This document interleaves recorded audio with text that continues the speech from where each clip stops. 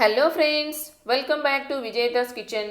ఇవాల్టి మన special recipe all time favourite hit గుత్తి వంకాయ కూర. కూరల్లో రారాజు ఎవరు అంటే ఎవరైనా సరే తడుముకోకుండా టక్కుమని చెప్పేస్తారు వంకాయ అని. అసలు ఈ కూరని ఇష్టపడని వారు ఉంటారు అంటే ఆశ్చర్యపడాలి. మరి ఈ గుత్తి వంకాయలో ఎన్నెన్నో రుచులు. వంకాయ మీద పాటే ఉంది అంటే మనం చెప్పక్కర్లేదు దాని రుచి గురించి. అంతెందుకు, ఏ మసాలాలు లేకపోయినా అలా ఉప్పు కారం వేసి వేయించుకొని తిన్న రుచి మాత్రం అద్భుతం, అమోఘం. ఏమంటారు మరి? ఆలస్యం చేయకుండా మసాలా గుత్తి వంకాయ కూర ప్రాసెస్ ఏంటో ఇప్పుడు తెలుసుకుందాము. దీనికోసం ఈ విధంగా ప్యాన్ తీసుకొని అందులో గుప్పెడు ఎండుమిర్చి వేసుకొని ఇలా 4-5 స్పూన్లు ధనియాలు, 2 స్పూన్లు పచ్చిపప్పు, గుప్పెడు పల్లీలు కూడా వేసుకొని ఫ్లేమ్ని మీడియంలో ఉంచుకొని అన్నీ బాగా వేగేంత వరకు ఫ్రై చేసుకోవాలి.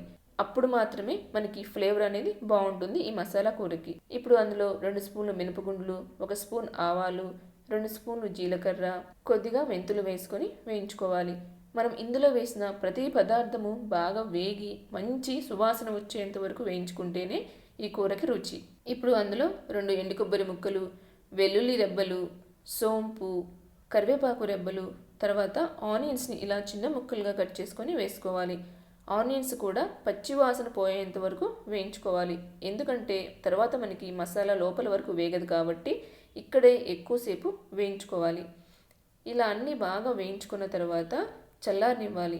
ఇప్పుడు ఈ పదార్థాలన్నీ చల్లారిన తర్వాత ఒక మిక్సీ జార్ తీసుకొని అందులో యాడ్ చేసుకోవాలి.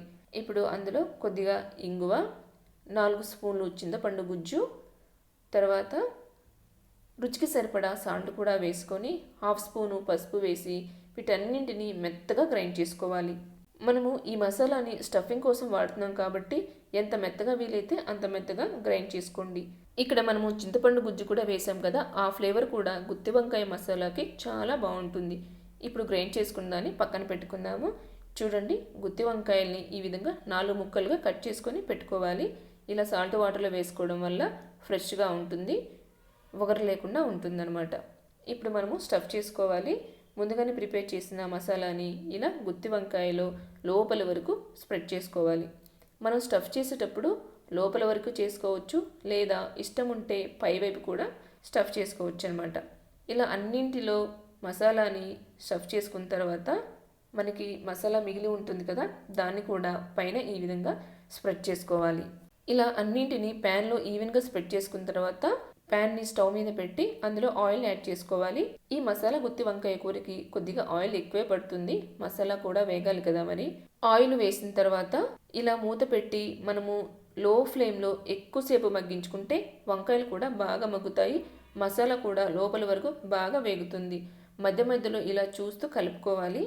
మనం ఒకవైపు వేగిని అనుకున్న తర్వాత మూత తీసి రెండో వైపు కూడా టర్న్ చేసి వేయించుకోవాలి. మనము టర్న్ చేసేటప్పుడు హార్డ్గా కాకుండా ఇలా సాఫ్ట్గా టర్న్ చేయటం వల్ల మనకి అందులో ఉన్న స్టఫింగ్ బయటికి రాదు, వంకాయ కూడా చిదరమవకుండా ఉండేలాగా చూసుకోండి.